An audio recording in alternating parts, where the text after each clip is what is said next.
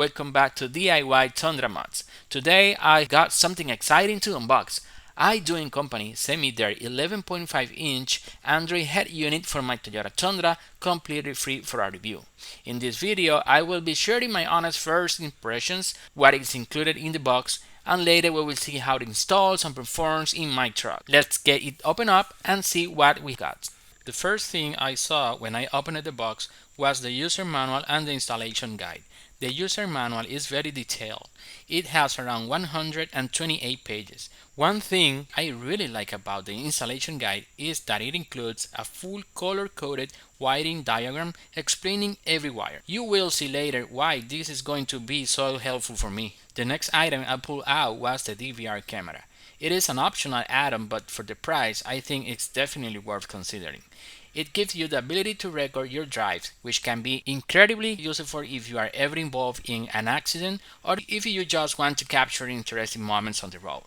If the video quality and reliability are good, it adds even more value to the overall package. The next items in the box were the wiring harness and the 4 cameras for the 360-degree surround view system.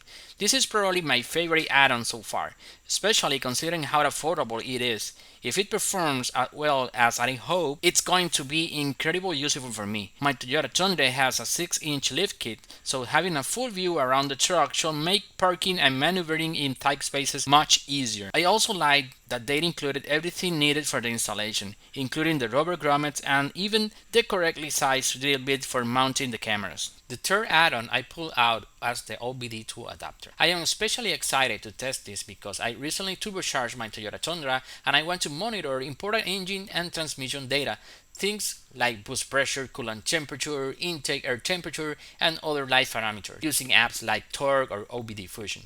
I'm really looking forward to seeing how well it integrates with the IDOING head unit and whether it can serve as a dedicated digital dashboard display while I am driving. You will also find all the wiring harness needed to install the head unit in your Tundra without cutting or splicing any factory wires. Everything appears to be completely plug and play, but that's something that we will confirm during the installation video. Now it's finally time to take the head unit out of the box. First off, it is packaged really well and comes very well protected. In my opinion, it doesn't feel too light or too heavy. It has a solid quality feel to it. One thing that surprised me was that the display didn't come with a protective film on it. Overall, I really like the look of the unit and the screen size is fantastic. The display also looks a little different from other Android head units I have seen before. Since it is a QLED display, I am really curious to power it on and see how good it looks, especially when watching YouTube videos or even streaming Netflix. Now, let's check out everything that comes inside the wiring harness bag. Right on top, I found the external microphone. It is definitely a little bigger than I expected, but that is not necessarily a bad thing. I just have to find a spot where it gets good voice pickup without being too noticeable inside the truck. Next up is the external Wi-Fi antenna. Then we have the main wiring harness with the CAN bus module. This is what makes this radio pretty much plug and play. It comes with all the factory connectors, so everything should plug directly into the factory wiring. No cutting or splicing required. The kit also includes a USB adapter, a video adapter, a GPS antenna, and an audio-video harness.